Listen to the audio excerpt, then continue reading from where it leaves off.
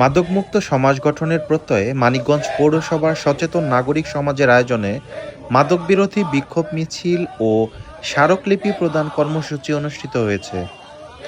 বৃহস্পতিবার মানিকগঞ্জ পৌরসভা এলাকায় এ কর্মসূচি পালিত হয়।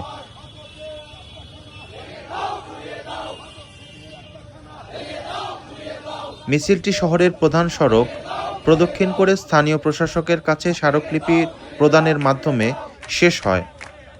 মানিকগঞ্জ জেলা ছাত্রদলের সফল সভাপতি আব্দুল খালেক শুভ সহ বিএনপির বিভিন্ন শ্রেণী পেশার নেতাকর্মী ও সাধারণ মানুষ এ মিছিলে শামিল হয়। সবাইকে আমি আমার ব্যক্তিগত পক্ষ থেকে এবং মানিকগঞ্জ জেলা বিএনপির আহ্বায়ক, মানিকগঞ্জ সিনিয়র এমপি এবং বাংলাদেশ সরকারের বেসামরিক বিমান পরিবহন ও পর্যটন মন্ত্রী আফরোজা খান রিতা আপার পক্ষ থেকে আপনাদের সংগ্রামী শুভেচ্ছা বিপ্লবী অভিনন্দন জানাচ্ছে। সংগ্রামী পৌরসভার নাগরিকবাসী, আমাদের মানিকগঞ্জ জেলা বিএনপির আহ্বায়ক এবং মানিকগঞ্জ সিনিয়র সংসদ সদস্য আফরোজা খান রিতা আপা মাদকের বিরুদ্ধে জিরো টলারেন্স ঘোষণা করেছে। তাহলে আমাদের এই জিরো টলারেন্স বাস্তবায়ন করতে গেলে আমাদের পৌরসভার প্রত্যেকটা নাগরিককে আমাদের এগিয়ে আসতে হবে, প্রত্যেকটা বাবা মাকে আমাদের সচেতন করতে হবে। মাদকের বিরুদ্ধে শুধু সরাসরি অ্যাকশন নয়, সরাসরি অ্যাকশনের পাশাপাশি সামাজিক সচেতনতা বৃদ্ধি করতে হবে। কারণ একটা সন্তান সন্ধ্যার পরে কোথায় যাচ্ছে, একটা সন্তানের বডি ল্যাঙ্গুয়েজ এবং কি সে কি করছে, কোথায় যাচ্ছে, এটা দেখার জন্য প্রত্যেকটা পরিবারের বাবা মাকেও গুরুত্বপূর্ণ ভূমিকা রাখতে হবে। তাই আপনারা আপনাদের জায়গা থেকে সচেতন থাকুন।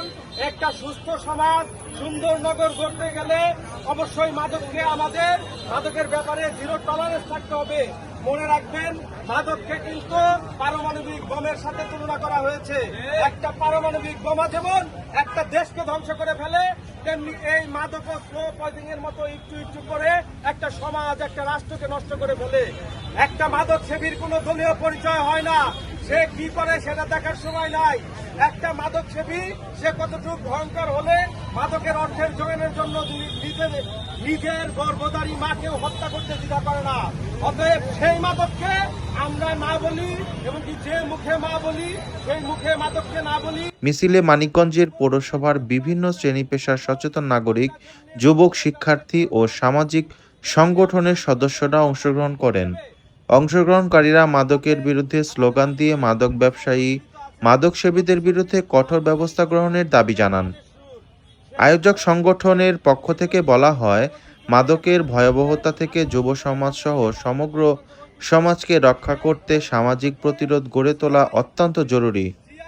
আয়োজকরা আহ্বান জানিয়ে বলেন, আসুন মাদকের বিরুদ্ধে সামাজিক প্রতিরোধ গড়ে তুলি এবং আগামী প্রজন্মের জন্য একটি সুস্থ, সুন্দর, নিরাপদ সমাজ নিশ্চিত করি।